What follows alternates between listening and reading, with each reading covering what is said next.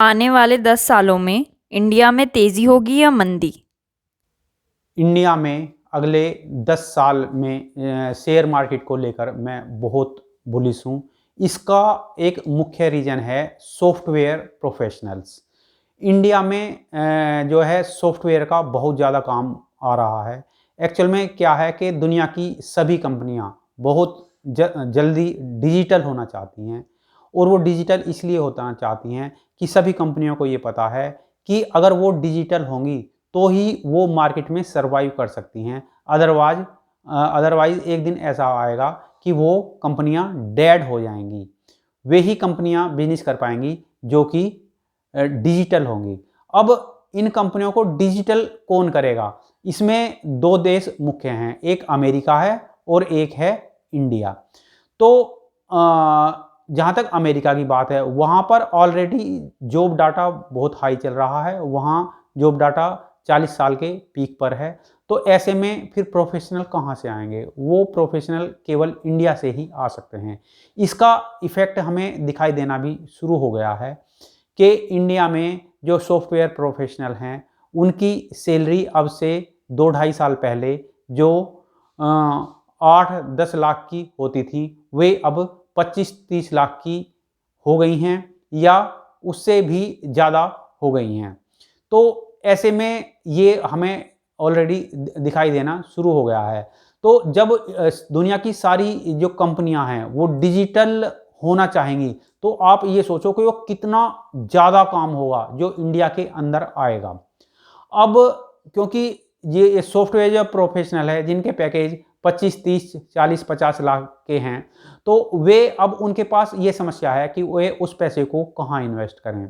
जहाँ तक बात उसकी एफडी की है, तो एफडी में रेट ऑफ इंटरेस्ट काफ़ी कम है, और तो ऐसे में उनके पास यही ऑप्शन बचता है कि वो शेयर मार्केट में इन्वेस्ट करें। अब ये लोग मोस्टली पढ़े लिखे हैं और ये जानते हैं कि कैसे इन्वेस्ट किया जाए, तो ये म्यूचुअल फंड के थ्रू या कुछ लोग डायरेक्ट भी शेयर्स में आ रहे हैं। अब शेयर मार्केट में हमें यह क्लियर दिखाई दे रहा है कि जहां American share market 20-25% correction show कर रहा है, वहीं इंडियन शेयर मार्केट टॉप पर चल रहा है। तो इसका वजह है ये आईटी प्रोफेशनल्स, क्योंकि हालांकि एफआईआई इंडिया से पैसा निकाल रहे हैं, उनकी अपनी अन्य वजह हैं, लेकिन इंडिया के जो ये आईटी प्रोफेशनल है वो शेयर मार्केट में पैसा डाल रहे हैं, क्योंकि उनके पास और कोई जगह पैसा डालने की नहीं है। वे शेयर मार्केट में तो पैसा डाल ही रहे हैं, इसके सिवाय भी वो जो है बड़े बड़े मकान खरीद रहे हैं, कोठियाँ खरीद रहे हैं, फ्लैट खरीद रहे हैं और बड़ी बड़ी गाड़ियाँ खरीद रहे हैं। तो जब वो फ्लैट खरीदेंगे, कोठी खरीदेंगे, तो उससे क्या होगा कि इनको जो बनाने वाली कंपनियां हैं, जो रियल एस्टेट की कंपनियां हैं, उनमें बहुत अच्छी ग्रोथ दिखाई देगी। दूसरी तरफ ये कंपनियां जो रॉ मटेरियल इस्तेमाल करती हैं, उनमें सीमेंट है, उनमें लोहा है, उनमें जो है आपके पीवीसी पाइप हैं, या उसमें शीशा है, या उसमें जो भी मटेरियल लगता है, या उसमें पेंट है, तो धीरे धीरे क्या होगा कि ये कंपनियां जो है बहुत अच्छी चलने लगेंगी। जो आपकी जो पेंट की हुई, या आपकी जैसे टाटा मोटर्स है, या आपकी सीमेंट की कंपनियां हैं, या अन्य कंपनी है, या ये कपड़ों की कंपनियां हैं, तो इस तरीके से एक जो है जब ये कंपनियां भी अच्छी चलेंगी और ये अन्य लोगों को रोजगार देंगी, तो इस तरीके से इंडिया में एक मल्टीपल बूम बनेगा, और जो 10 साल तक चलता रहेगा। जो शेयर मार्केट को यहाँ से अगले 10 साल में जो है, जो निफ्टी है, वो मेरा अनुमान है कि ये लगभग जो है 70,000 हो जाएगा, और इंडिविजुअल स्टॉक तो 10-20-50 गुना तक अगले 10 साल में बढ़ जाएंगे। तो इस तरीके से इंडिया में एक बहुत बड़ा बूम आगे मुझे दिखाई दे रहा है। उधर दूसरी तरफ क्या होगा कि जो अमेरिकन कंपनियां हैं, वे अब उनको ये पता चल गया है जब से कोरोना आया है कि लोग जो है घर पे बैठकर भी अच्छा काम कर सकते हैं, कोई ज़रूरी नहीं है उनको ऑफिस बुलाया जाए। तो उससे क्या होगा कि कंपनियां जो अमेरिकन कंपनियां हैं, वे ये देखेंगी कि वे न्यूयॉर्क में बैठे या वाशिंगटन में बैठे या अमेरिका के किसी अन्य शहर में बैठे ही व्यक्ति को क्यों काम दें, वो इंडिया में बैठे हुए प्रोफेशनल को क्यों ना काम दें। तो वो बहुत सारी कंपनियां जो इंडियन प्रोफेशनल को काम देना शुरू कर देंगी, क्योंकि जो अमेरिका में एक जो बंदा है, जो फ्रेश बंदा है, वो जहां 2 लाख में मिलता है, इंडिया में बड़े आराम से वो 50,000 में मिल जाएगा। तो कंपनियों की उससे कॉस्ट कम होगी और उससे इंडिया को एक बहुत बड़ा बेनिफिट आगे आने वाले टाइम में होने वाला है। इससे क्या होगा कि इंडिया में एक बड़ा बूम मुझे दिखाई दे रहा है।